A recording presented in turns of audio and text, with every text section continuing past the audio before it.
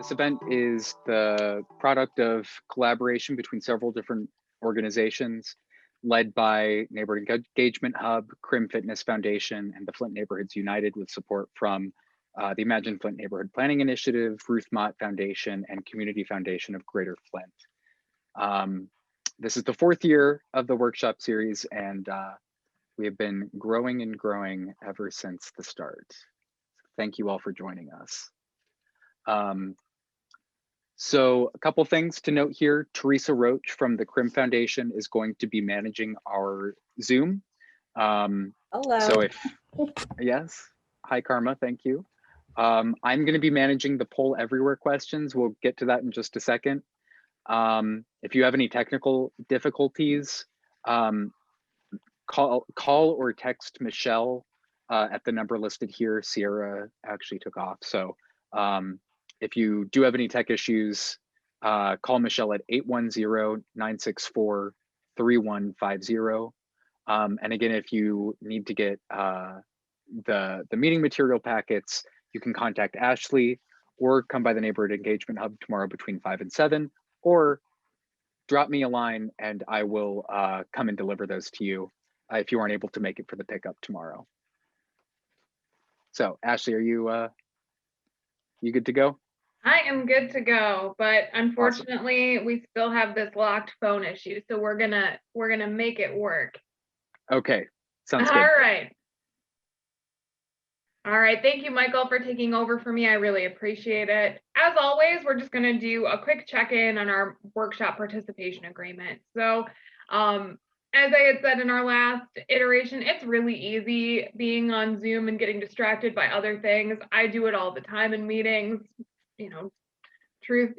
Being honest and authentic here about my own self. I often find myself checking emails or, sending texts to people to follow up on tasks while I'm in other meetings. But today, let's just agree to be together and to be as mentally and physically present as we possibly can, given that we are at home. Contribute to the meeting goals, share ideas, ask questions, contribute to the discussion.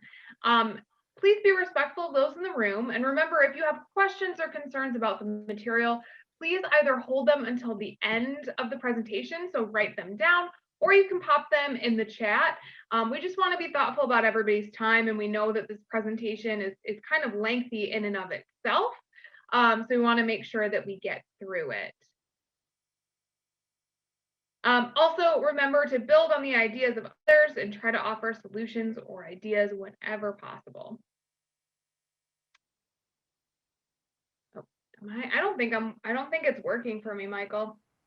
And just to jump in from the technology side, if you weren't here before, we are recording. So if you don't want to be recorded, feel free to turn off your camera.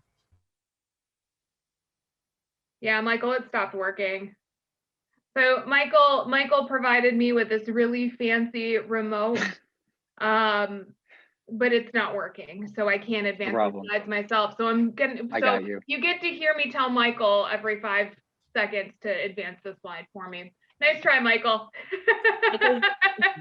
Michael, I'm gonna send you a message about another option. Okay, cool. In the meantime, we'll be just fine. We'll make it work. All right, so for today, we're going to be talking about SMART goals and action planning. And I see a lot of familiar faces in our Zoom room. So I know that a lot of folks have gotten this presentation in one form or another over the years. So I'm going to kind of keep an even pace. But if you need me to slow down or go over anything again, please feel free to just pop it in the chat, and then Michael and Teresa will flag me to slow down.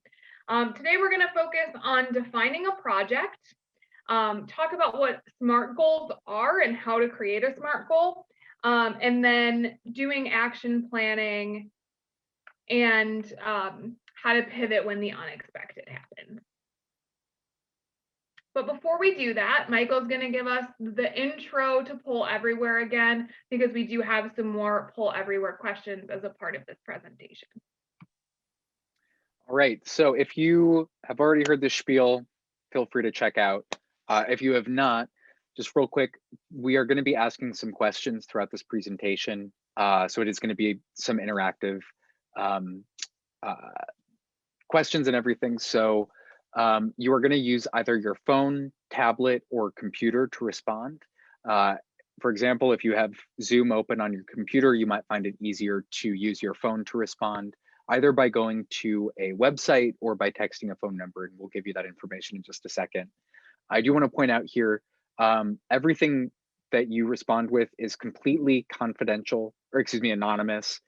We are not recording any phone numbers, any names, any emails, anything identifiable. So feel free to speak your mind.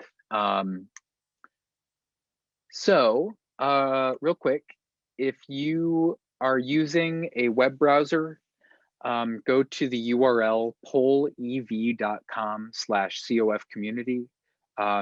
Teresa or Karma, if you could drop that link in the chat box. Or if you are going to be using your text messages, then go ahead and text the number 22333, excuse me, text the word COF community to the number 22333. And again, those that link and that phone number is in the chat box right now. So we're just going to do a quick sample here. We already got some responses earlier, but what is something that has brought you joy today? If you have not used the, if you've not used this yet, then please feel free to drop those in.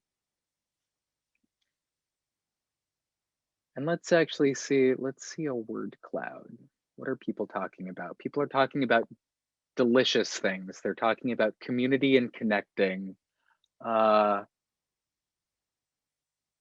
Cats, snow, winter, seeing. Awesome.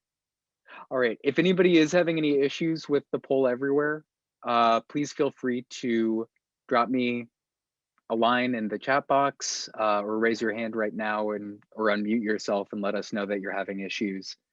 Otherwise, Ashley, I think that we are probably good to go. Awesome. Let's do it. Beautiful. Oh, Raynetta's hand is raised. Raynetta, Oh. did you have something you wanted to share? No, that was an accident, but thank you. Okay. You're welcome. All right.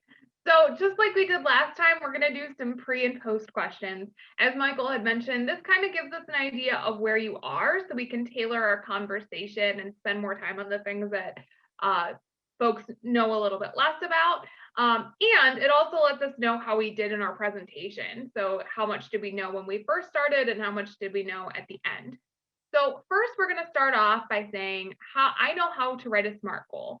Select A for definitely yes, all the way through E for definitely not. And looks like the results are already rolling in. So again, if you're using your text messages, text the letter A for definitely yes, B for mostly, C for not sure, D for mostly not, and E for definitely not. And let's go ahead and see. Okay, so we've got quite a few folks that feel pretty comfortable writing a SMART goal, but some others that are not so sure. We will definitely get through that today. So we will make sure that when you leave here, you are definitely yes, and you can wear the cool guy sunglasses. One anecdotal funny story while we switch to our next poll everywhere question. When we were doing a dry run of this, I did try to use the emoticon to respond to a pre-post question and it did not work. All right, Michael, can we advance to the next slide? Awesome, thank you. So the next question that we're going to be answering is, I know how to develop an action plan for achieving my neighborhood's project goal. Select A for definitely yes, B for mostly yes, C for not sure, D for mostly not, and E for definitely not.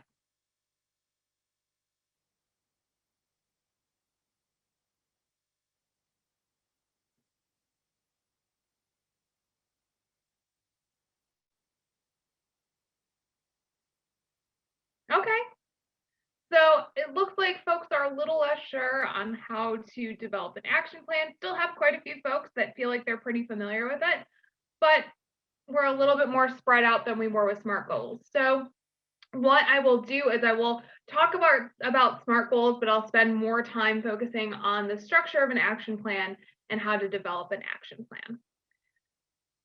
All right, Michael.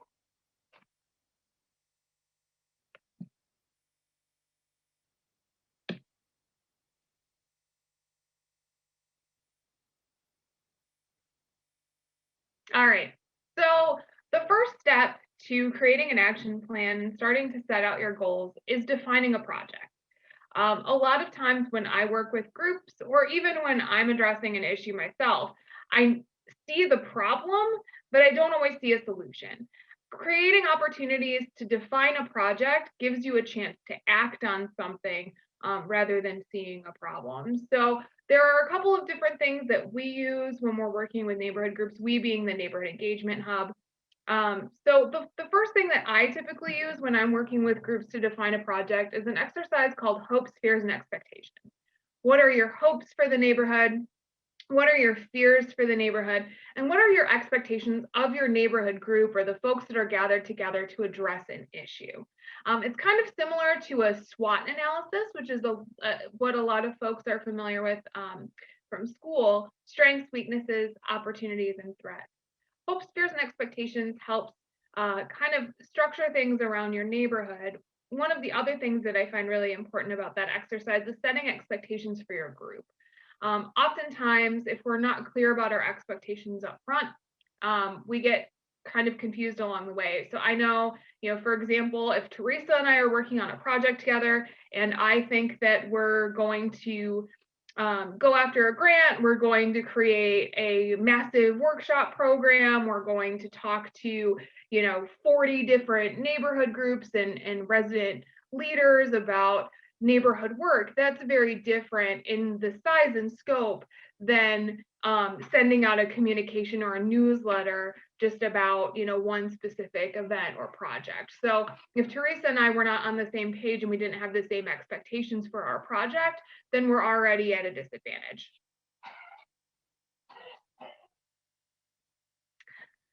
So how to turn issues into projects. Again, turning concerns and issues that you have in your neighborhood or things that you're working on into projects is an important exercise because it creates opportunities for you to act. It allows neighbors to think about their interests in project activities and creates opportunities for doing and not just talking. So a couple of examples that we have. So for example, vacant lots and neighborhood blight. It's an issue in a lot of neighborhoods throughout the city of Flint. A project could be coordinating a cleanup and/or some vacant lot maintenance for specific areas of the neighborhood in order to address that blight. Another example that is, Michael, if you could go back. Another example that I think is really pertinent to what's going on right now is folks are feeling really isolated as a result of the pandemic. They're feeling disconnected. It's been a very difficult year. So one project that you may consider, depending on where COVID numbers trend over the course of the next few months, is hosting a socially distanced community event to allow neighborhoods to connect with one another.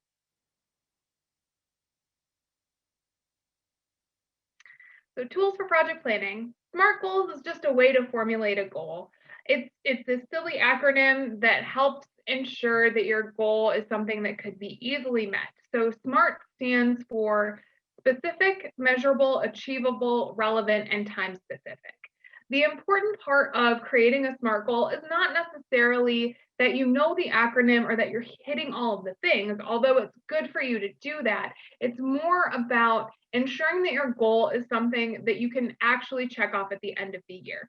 Sometimes we get really lofty in our goals and our objective, let's just say, maybe my objective for the Neighborhood Engagement Hub is to raise $1 million. Well, actually, that is specific. Maybe it's to eliminate all of the blight. But that takes a long time. So how can we make it specific, measurable, actionable, and time bound so that I can hit targets along that goal line? Got a couple of examples. So clean up vacant properties. Is it smart? Select A for yes on your poll everywhere, or B for no.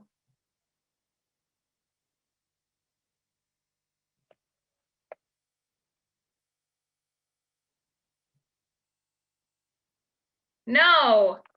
Very good, everyone. It is not specific, measurable, or time bound. Gives us a little bit of information about what it is that our goal is, but it doesn't identify a location or when we're going to do it.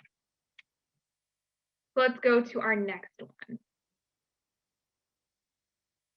Coordinate 2 community cleanups as a part of this DS Mont NEH dumpster project at Fleming and Pasadena. Is it smart? Is it specific, measurable, achievable, relevant, and time bound? Yes is A, or B is no. Wonderful. 79% of folks said yes. Yes, it is a SMART goal. It is specific. So we're coordinating 2 community cleanups as a part of this project. We have a specific location that we've identified. It is not time bound though, so that would have made it a better goal if I said that I wanted to complete that in 2021.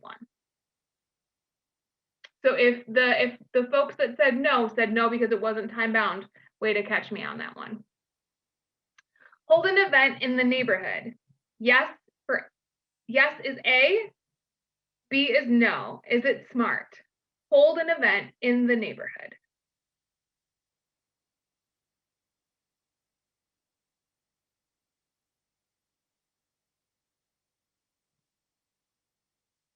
No.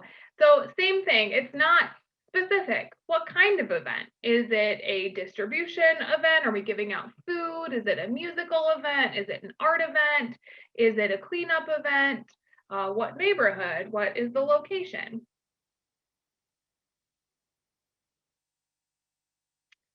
Hold a Porch Fest event on the 100 block of McClellan Street in June 2021. Is it smart? A for yes, B for no.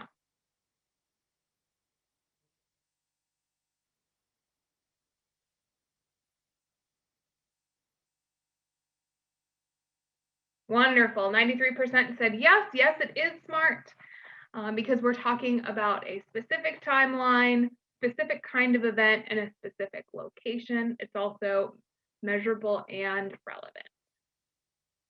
And it's achievable.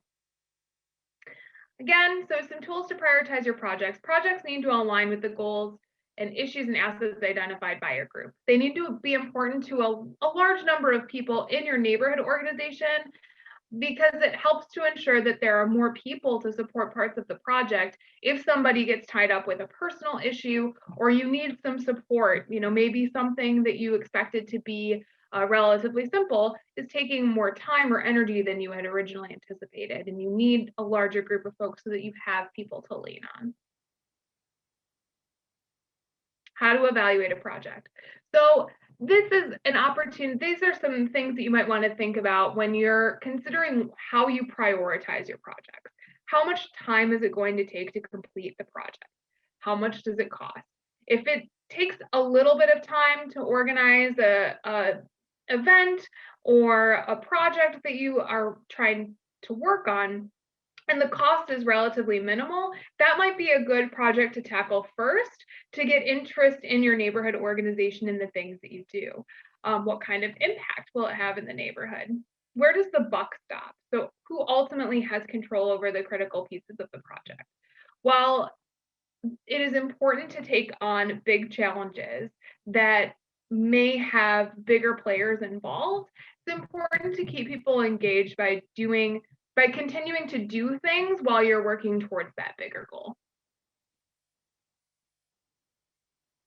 So make some time, like I said, make some time for simple projects or activities.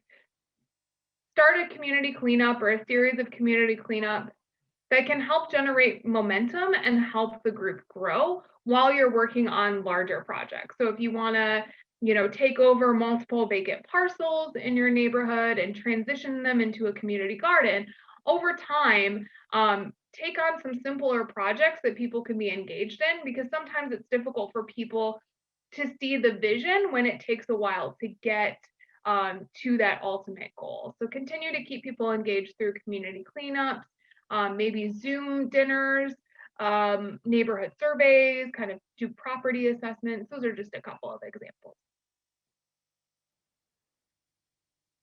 All right. When we're doing action planning, we want to set SMART goals for getting the project done. And we want to create a timeline and chart of roles and responsibilities so that we understand all of the activities that are associated with a particular goal, and the people who are going to be making the thing happen. Some other things that you want to consider is creating a rough budget, especially if you're going to be looking at potentially getting grant dollars or asking for funds from community members to support your project.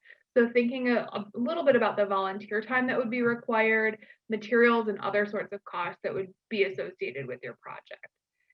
You might also want to spend some time considering what barriers or issues you may experience in completing your project in advance, so that you can think a little bit about how you will pivot as those challenges arise. So if you're making plans for projects that your neighborhood group will be doing this upcoming year in 2021, consider what you might do if case numbers start to go up and we need to be more thoughtful about social distancing. So, can your event continue to go on if case numbers of COVID go up and we need to kind of pivot? Can we think of ways to socially distance or get access to protective equipment to make sure that we keep everybody safe? So thinking about those issues before they arise will make sure that you can be more nimble if there is something that you do need to address down the line. It's important to document everything that you're doing. Sometimes it feels a little bit cumbersome, but documenting a project plan and sharing it with everybody involved, again, make sure that everybody is clear on the expectations associated with the work that you're doing. So it ensures that if there are particular roles and responsibilities that folks have, that they're clear on what's being asked of them and what the timeline is for those activities. It can also lead to funding and leverage support. Funders often like to see that neighborhood groups or even organizations and institutions have really thought through their projects and all of the different elements along the way, and that they've documented the different steps associated with making their goals a reality. Communication strategies. These are things that you all are very familiar with, using emails, phone trees, door-to-door, which might be something that you may or may not feel comfortable with at this point. File sharing systems are another good way to share information among your neighborhood if that's something that you're comfortable with. And then social media applications like Facebook and Nextdoor. Teresa will be doing a segment on social media on Wednesday at 6 p.m. So here, and you have this in your packet, this is just kind of an outline of results of a fake hopes, fears, and expectations exercise and an action plan. This is included in the packet, and you also have the actual action planning template, as well as a goals worksheet, and a hopes, fears, and expectations worksheet. So you've got some resources in your packet that you can use to kind of implement some of these concepts that we talked about. So if we could just kind of move through these relatively quickly. So this is what your action plan goal might look like. So the goal is to hold a Porch Fest event on the 100 and 200 block of McClellan Street in June 2021. Your action might be to complete the Porch Fest partnership agreement, to meet with the neighborhood engagement hub and What's Up Downtown to talk about what that plan might look like, to identify some porches where you might have musicians and artists perform, create a strategy around social distancing, send thank you cards to folks that participate. And if you're looking to have that event take place in June, then you might want to start planning in March and April, so that you've got plenty of time to put the pieces together and you're not rushing at the last minute. when you are thinking about these projects and the activities that you're looking to do, it's important to identify the specific folks that are going to be responsible for making the activities happen. The leader is just the person who is ultimately responsible for making sure that that activity or goal is achieved. That doesn't necessarily mean that the leader does everything. They have people who are there to support them and to advise them throughout the course of the action items associated with the goal, but the leader is the one that might be contacting folks that acted as a support system or had indicated that they would be willing to support an activity to say, hey, just wanted to check in and make sure that you called that vendor, or did you get a hold of the musician? Do we have volunteers lined up? So the leader is the person who's ultimately responsible for making sure that things continue to move forward.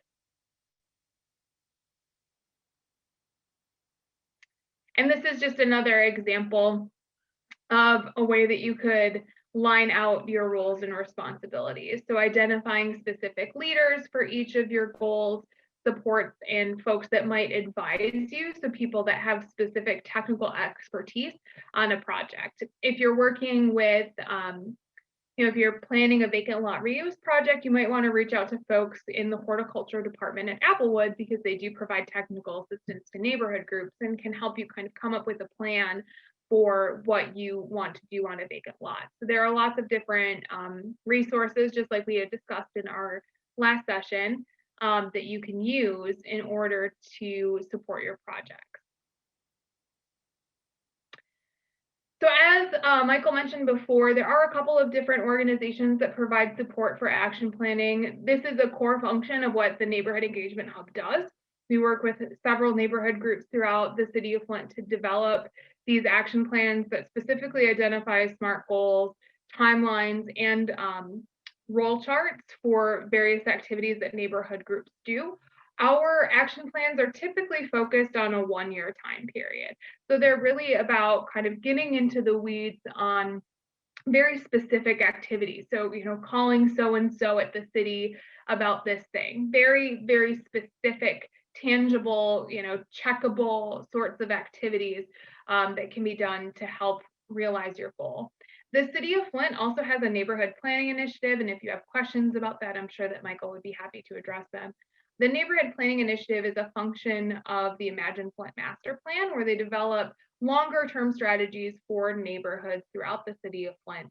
Those are typically, and Michael, correct me if I'm wrong, typically 3 to 5 year plans that devise more robust strategies for a longer-term vision for the neighborhood. Oftentimes, the Neighborhood Engagement Hub has worked in partnership with the city of Flint through that process, and then kind of following on that process to support neighborhood groups in thinking through 1-year action strategies that a neighborhood group can use in order to meet the objectives of projects that were identified through that larger planning process.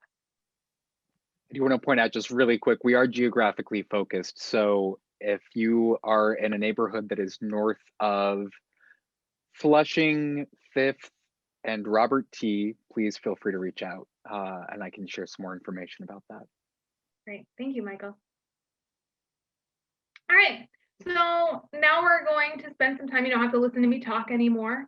Now we're gonna do a couple of breakout sessions, and we'll talk about SMART goals and action items that we can work on for that SMART goal as an exercise to kind of get familiar with action planning and how you can go about using the action planning template that is in your materials for this session. So we'll spend a little bit of time on that before we then come back as a group and do our post questions and then wrap up for the night.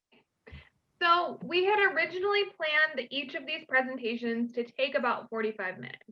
So what I would like to recommend that we do, if everybody's comfortable with it, is I would like for Michael to pull up the slides so that we can see our post questions while we're having some discussion about our breakout rooms, just so that we're being thoughtful of everybody's time and we're not keeping you too long. So Michael's just going to he's going to pull the post questions up on the slide. We're going to give you some time to do the first one, and then we'll go to the next one. But while we're doing that, we'll start to have some conversation about our breakout rooms. So for those on the phone, the question is, I know how to write a SMART goal, A being definitely yes, B being mostly yes, C being not sure, D being mostly not, E being definitely not. And while folks are responding to that question, which breakout group would like to talk about what they discussed? So this Trifina group, and because I didn't get a chance to ask in my group, Megan, Etna, or Holly, would one of you like to share out what we discussed in the group? If not, I can take it. And you will have to unmute yourself if you do want to speak. Just remember to do that. I can't see everybody right now, so. Okay, well, I'll go ahead and go. Our group decided to focus on the goals. And so we wanted to really get to eventually how to identify strategies to clean up blight. But there was an issue in our neighborhood of people coming out to help or get involved. And so we really focused on a SMART goal that would help us to get out and invite people into the discussion to identify strategies. We had already tried to pass out flyers, over 400 flyers in our neighborhood, as well as knocking on doors, and it didn't seem to work. And so we started to craft a goal where it was in having the individuals that were already involved to invite one person out to the meeting that was going to be held on a particular day, so that we can have a discussion on strategies to clean up blight in our neighborhood and identify a day for a clean.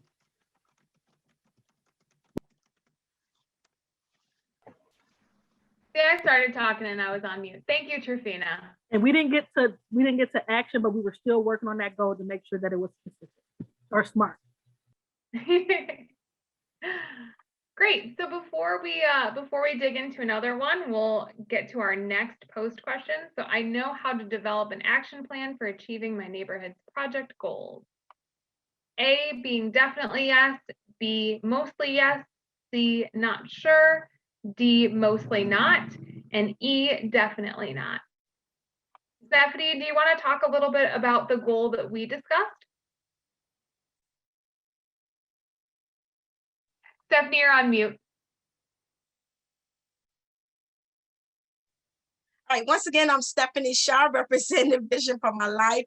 We talked about in our group that come up with the ideal that we have for 2 years that we have done in the Genesee County area called the Junior Doctors Program. And we came up with a smart way of how to actually get students to engage more into the program, about kind of getting more of the students enrolled into the program by dealing with the school system, kind of getting flyers out to the different schools. Also, we can do word of mouth, just people that we know, kids involved. Also, television interviews also is another way to get get kids involved as well. So those are just some of the few things that we talked about, getting kids involved into the community, into the program where we are raising up, actually exposing our youth to more of becoming doctors, giving them the opportunity and the information of becoming doctors, and let them realize how valuable and knowledgeable and maybe the potential of becoming a doctor in the future. Awesome. Thank you, Stephanie. You're welcome. Michael, do we have results for this question? Awesome. So we really kicked it out of the park to make sure that we expanded our knowledge on how to develop an action plan. So that's really fantastic. This is a lot further from where we were when we started. So that's very exciting. All right. Michael or Karma's group want to talk about what you discussed in your breakout? I'm gonna throw it over to Dominique. Dominique, would you like to do a report out? Sure. All right. All right. So we spoke about an Easter egg hunt that the Brennan Park and a resident is going to try to move forward with this year. It's going to be for 2 hours from 2 to 5. The requirements that you must have a mask, a face mask. If you don't have one, of course, one will be provided for you. And also there will be gloves provided for each age group. So there will be 4 age groups. Each group will have 15 minutes. Each group will be 5 at a time for each group. So we will be having we'll be there a little bit all day. Definitely. There will be a designated area for each group to do their Easter egg hunt. For instance, age group 2 to 4 will be 5 at a time, and they will have a designated area that's probably have red cones because we have color-coded cones available. So they will be in the red section, 5 at a time. And the Brennan Park is pretty spacious, so we will be able to use that space to space out our 4 groups that's running 5 at a time. And after each group is done, they will be asked to leave the Easter egg hunt. They could either go sit in their car and watch the other kids participate, but they will be asked to leave the Easter egg hunt to ensure safety of socializing, because unfortunately we can't do that like we normally would do. So that's what we're going to do over at the Brennan Park for the with USMO in the Leaves Easter Egg Hunt 2021. Did I need to speak about the whole fears and expectation, or? No, I think that's great for now. That sounds like a really awesome event. Okay. Awesome. Michael, does your group want to share out? And then we can Yeah. Let's I'll throw it over to Heather, who is going to talk about the Clubhouse at Mont Park. Thank you. One of the things that we would like to do is use our sorry about my pug barking. We would like to use our clubhouse for community enrichment, for classes, for social gatherings, for all sorts of things, but we need a new roof. So working through some of the grants, funding, some of the senior members I'm new, they were able to give some steps on coordinating volunteers, and we have to put a timeline, we have to get a budget. So we talked about all of the steps that would take, because that's kind of a big goal to get done for the neighborhood.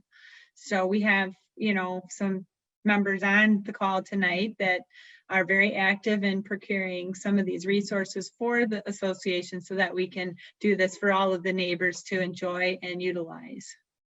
So we're working towards that. Thank you, Heather. And I want to throw it over to Eartha. You had some really great insights on sort of the evaluation. How do you, make sure that you're able to report back about the outcomes of your project? Doing a before and after survey in the area, because Frog, we done lights. And what we done, we surveyed the areas to find out which were the darkest areas in our community. We got permission from the residents first before installing.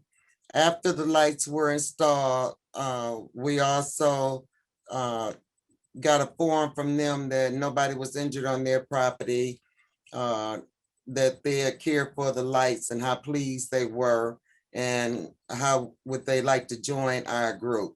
And we actually had 14 residents that said that they would join our Frog organization. But we made sure we got the cost factor in of the lights, and the before and after we had the pictures to show, and we were actually able to fulfill our grant obligations with Habitat. Also, we done the same things for sidewalks in both Manley Village and Lakewood. Thank you, Eartha. I just wanted to, I thought that was really important to share, because that really speaks to the measurable aspect of the SMART goal. And that is a huge factor when you're applying to grants, making sure that you are able to report on the measurable outcomes of those. So thank you for sharing that, Eartha. Thank you. Awesome. Thank you, Michael. Thank you, Eartha. Thank you, Heather. You're Sounds like welcome. everybody had some really great conversation in their breakout groups. Awesome. So unless anybody has any questions or anything else that they'd like to discuss tonight, I'm going to go ahead and have Michael set up the Poll Everywhere kind of final 3 questions for this evening to just kind of give us some feedback on how we did so far. Does anybody So have... this, oh, sorry, go ahead. Sorry, Michael, go ahead. No, I was just going to say, so this is a little bit different. You are going to have to respond to these questions on a web browser. So just go to the URL pollev.com/CUF-community. We can share that in the chat as well. And this is going to be open for the next couple days. So yeah, feel free to give us your responses.